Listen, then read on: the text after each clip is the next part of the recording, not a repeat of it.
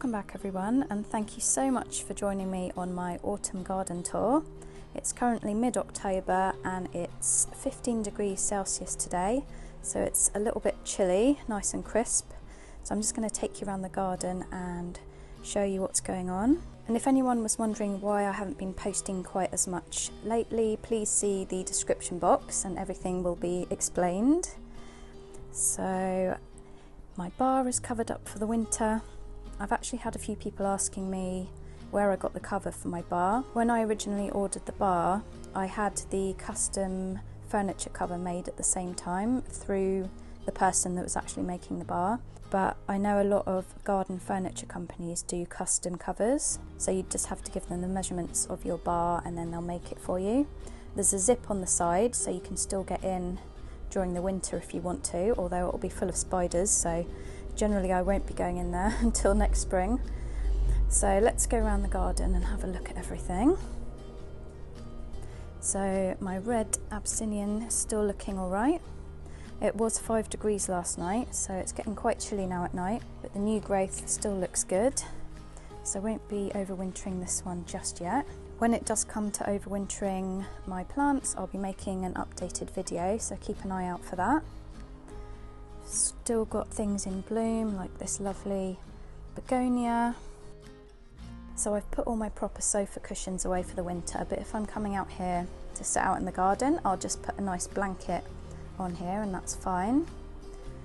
I'm so pleased that I'm able to keep all my patio furniture out this year because now it's under cover. I don't think you guys have seen this tiki carving. I got this from Trader Tark last month, and it's the same guy that did this one that I got a few years ago. I restained this one in the summer, but I really wanted a carving that could sit here on the step, and I'm really pleased with how it looks. As for the decking, still not finished. This is the base of it, and the top of it's being made in a workshop, but again I'll keep you posted on that. My Colocasia esculenta is actually looking its best, and I do tend to find that these look a lot better late summer, early autumn. Same with the pink chinas, as you can see, they're looking really nice.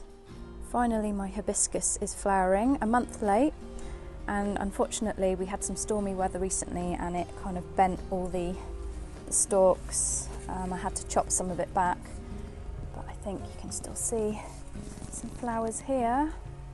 Look how beautiful they are. I wasn't sure if it was going to flower this year because everything was so late. Again, I've still got some lovely cannas in bloom.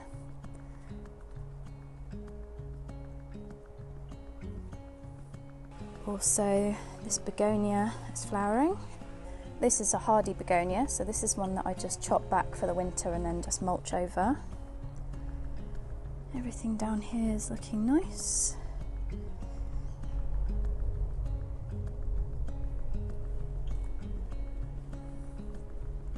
Even the honeysuckle's still flowering. So the cannas in the middle here are still flowering. Got another flower bud there. And all the bananas have just gone mad this year. The biggest one is at the back. They're all so beautiful. I can't believe that originally I just started off with 2 small plants and now I've got 3 separate clumps with this particular Colocasia. This one is winter hardy, so I just chop it back over winter and mulch over it. But again, I'll be showing you that in a video. The Musifolia is still going strong, and it has actually multiplied quite a bit as well. Oh, I wanted to show you the baby's tears as well, because that's really taken off. Don't know if you remember, but these were originally just very, very small plants, and it started creeping everywhere, which I really like. Around here I had a little tidy up because the Passiflora was growing like a weed and it was literally wrapped around everything, so I did chop it back. And I also need to chop back the crocosmia. But this is my largest banana plant in the garden. I don't know how tall it is, but it's going to be really interesting when it comes to chopping off the leaves and wrapping it for winter. I might need a ladder, I think, this year. Look how big the trunk of it is now. Absolutely huge. My Chaflora has also gone a bit mad this year, and it's really tall. And unfortunately, it's kind of hanging over next door's fence, so they've probably got a better view of it than I have. I've got a few yellowing leaves there, but that's fine. But the top of it has gone mad. I can't believe how tall it is now.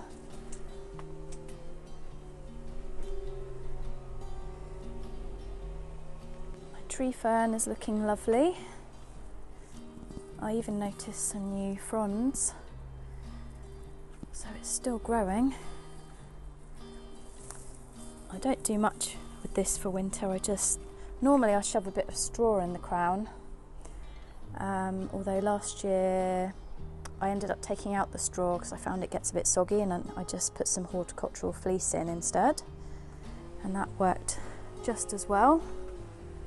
And then down here we've got some evergreen plants. These I put in a couple of months ago. They were in pots around my garden, but I wanted to fill out this back part with some evergreen plants.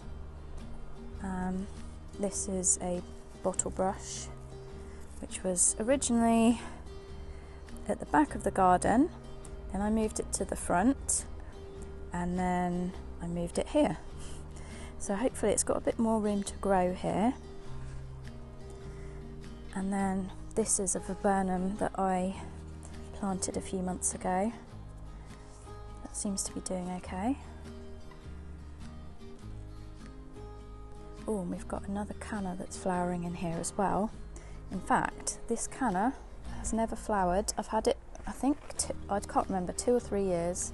So it was basically in this border here behind the banana, but it wasn't getting enough light or sun, so it never flowered. So this is the first year it's actually flowered. It's this beautiful peachy colour, and that is Canna Champion. And then we've still got the last flower on my other crocosmia. I dug up a little bit of my Cleopatra and I just put it here, so hopefully next year that will flower. And we've still got a few little flowers dotted around the garden, just giving a nice little pop of colour for autumn. I think it's still looking really beautiful for mid-October. So over in my shady border, nothing very exciting going on here. My Fatsia is about to flower, so that's nice.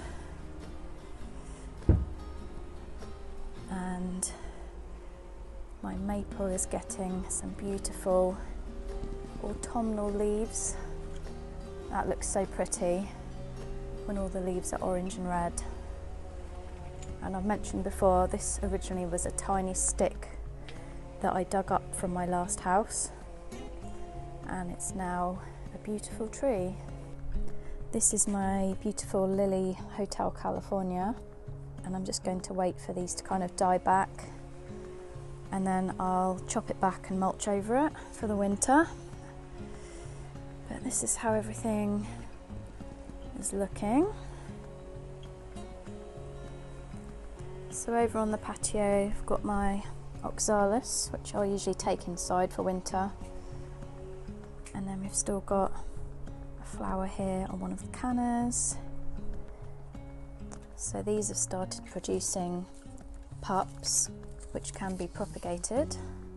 So I'll be taking this one inside, and I'll probably sell the other one because I think there's 2 or 3 pups on this one. Got some flowers here. Oops. Oh no. On one of my other hardy begonias, and it's got some pretty variegated leaves this year, which is quite cool. Didn't have those last year. And then I'm still waiting for this dahlia Bora Bora to flower. I don't know if it will now because it's obviously getting quite cold, so we'll see. I'll just leave it be and see what happens. My tetrapanax didn't really do that well this year. I have chopped a couple of leaves off it.